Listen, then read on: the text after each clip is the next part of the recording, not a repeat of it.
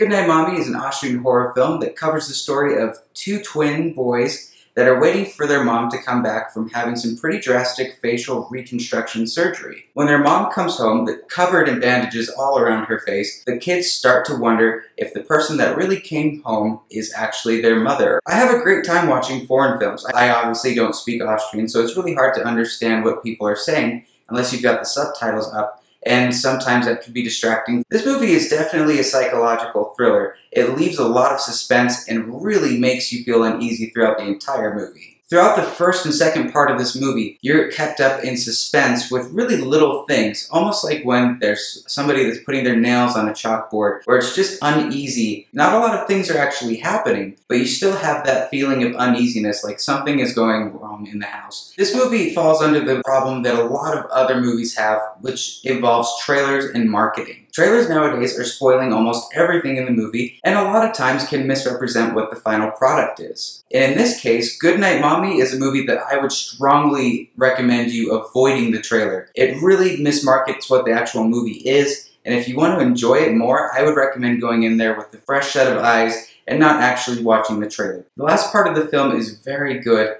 It left me in shock for a lot of the parts. It really does tend to go down a Saw route. It's more torture type of filming than anything. And that's where there's a little bit of a disconnect for the movie, where one part seems like it's going for a different film, and the other could be its own separate thing entirely. I definitely would say this is a movie that you could watch more and more and see more things happen throughout the film. The end of the film is really left up to its own interpretation. They really don't try to give a complete clear-cut ending of what actually happens through the film. Overall, Goodnight Mommy was a very suspenseful film.